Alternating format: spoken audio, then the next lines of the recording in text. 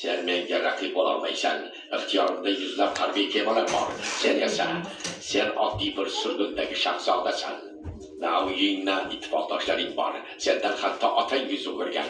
Adashasiz. Avatarni otam qo'liga topshirsam, u meni sharaf bilan qabul qilib, taxtga qaytaradi. Shuni unutmang. Agar u seni qaytishingni istaganda, sen allaqachon uyda bo'larding. Avatar bilan yoki usiz. Biroq sen olov xalqi nomiga nomunosibsan. Bu yolg'on. Yuzingdagi chandiq buning isboti. Ha, shunaqasini xohlayapsizmi? Meni duelga chaqiryapsanmi? Quyosh botganda. Yaxshi. Afsus, seni qanday xo'rlashimni otang ko'rmaydi, lekin amaging ko'radi.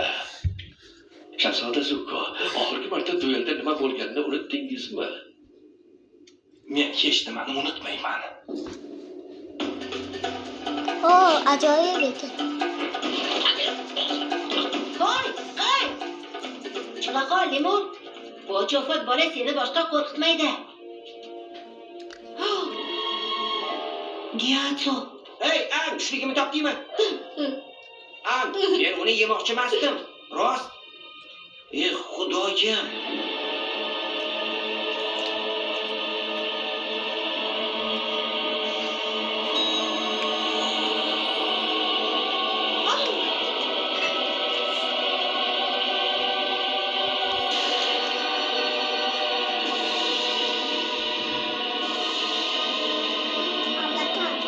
Zudlik bilan olov hukmdoriga xabar ber.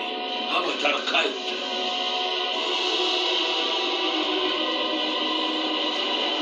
Ang, tezroq doiradan chiq.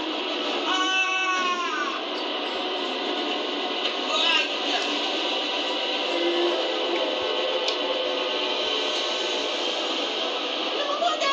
Yatsoni olov afsungarlari o'ldirishgandan xabar topdi. Uni uyg'otdi. Uni tinchlantirishga urinib ko'raman. Tezroq, bo'lmasa u bizni uchirib yuboradi.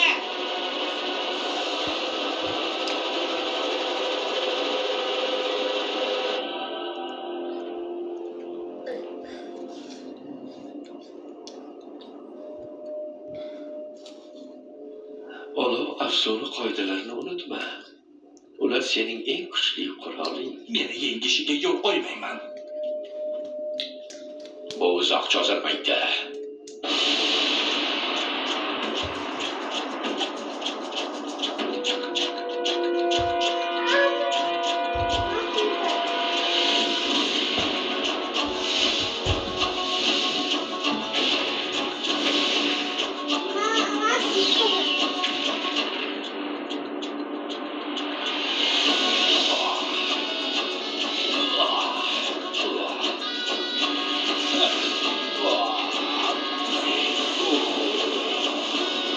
Bu yog'ini keyingi qismda bilib olasiz.